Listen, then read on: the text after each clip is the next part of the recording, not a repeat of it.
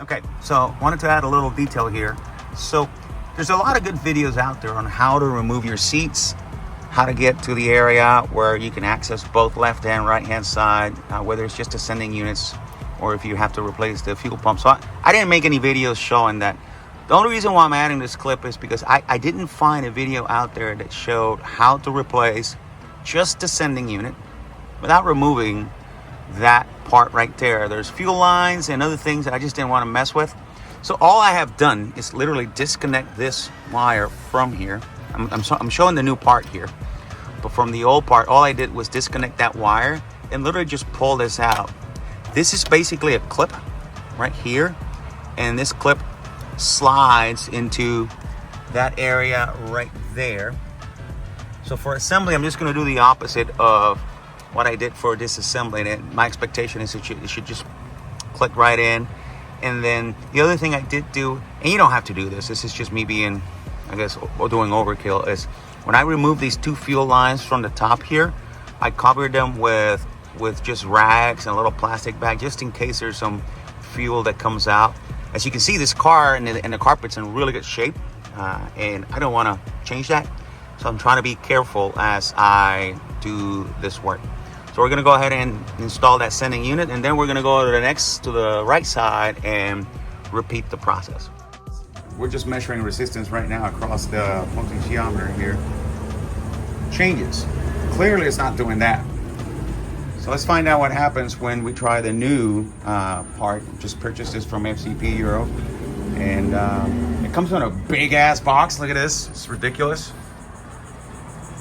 It's a tiny little part.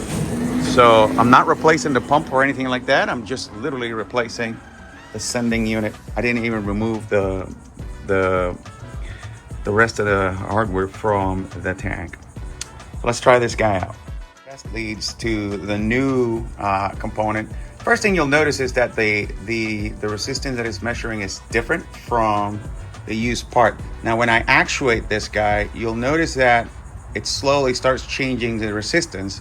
So I'm measuring right now 0.375 kilo ohms, and that will be I think this will be a full tank right there. It's all the way up, right? So lower resistance as you're higher, and I think I'm saying that right. Higher resistance as you're lower. Sort of makes sense, right? So we're going to replace that part, and then we're going to go to the other side of the tank and replace the other sending unit while we're at it. We purchase both of them and just be done with them. Okay, we've now put everything back together. I put the clamp in place. One recommendation, if I have to do this all over again, I would clean this area prior to putting these two fuel fittings in place. It's a little harder after the fact. Obviously, if you take them out, they're going to leak a little bit, so that's if you want to clean. I try to, whenever possible, leave things nice and tidy. Put the seal back in place, and I think it was actually very easy to slip the sending unit in place, clip the wire in where it goes, and just slide it back in. It's a little tricky to put this guy back in. You want to make sure that you start with this slit on this side, and then actually anywhere around here, and then put one side in, open the clamp a little bit more, put the other one, and then just rotate until that fits right there. And then as you start tightening this, I ended up using this quarter small, it's a 7mm. Actually, it's a 7. I'm using this for the battery. It uses this 7mm socket. And you just have to have patience because you don't have a lot of space to move the wrench. So just ratchet back and forth until you get that nice and in place. We're gonna cover this up. I've already started the car. I didn't see any leaks, or smell for that matter any leaks. I think so. And I did see the fuel gauge move. I don't know how much fuel I have right now, so that's kind of the whole point. We're going to go work on the other side, and once we complete both, we're gonna go top up the tank and see what happens.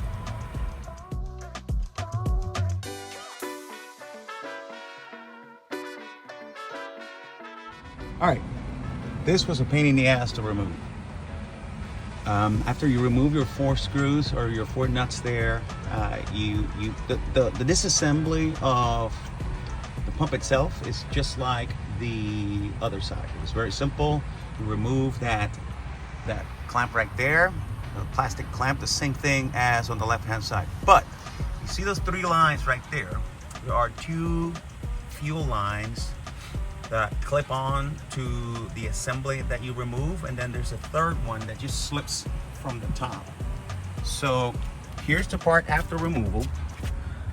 Get this guy out of the way, and what you see is there's a line that clips on right here and another one that clips on right there. Removing this one was the most difficult one. There are those that you press and pull, but pressing and pulling proved to be very difficult. So it's out now. Now we gotta be careful when you take this out. This is full of fuel right now.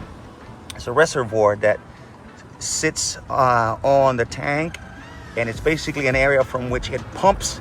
I believe it pumps to the other side of the tank, and then from the other side it pulls fuel. I'm not sure how it works, but maybe that's how it does. This is the guy that we're gonna replace, that level right there, that sender.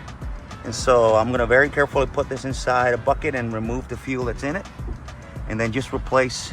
I'm gonna test just like the other one. I'm gonna test this one to see if it's good. I'm still gonna replace it. I'm just curious to see if it was working or not. So more to come. 900 ohms, 1 kilo ohm, whichever one you want to see it. So even though this one is good, I'm still gonna replace it. I've already done the work. Might as well put in the new part, and we'll save this one for posterity in case breaks again. And it comes right in. The whole sending unit comes and slides into this pocket and just snaps in place. That's all it takes. Now we got to put this whole thing back and put the fuel lines, and we should be good to go.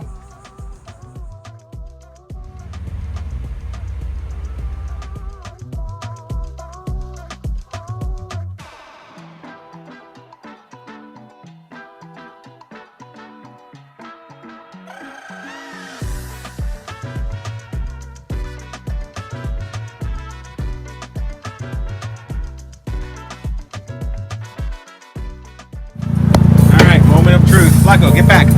Get back. Let's see if this thing actually works or not. So, oh, look at that, baby. Look at that. It's working. Problem fixed.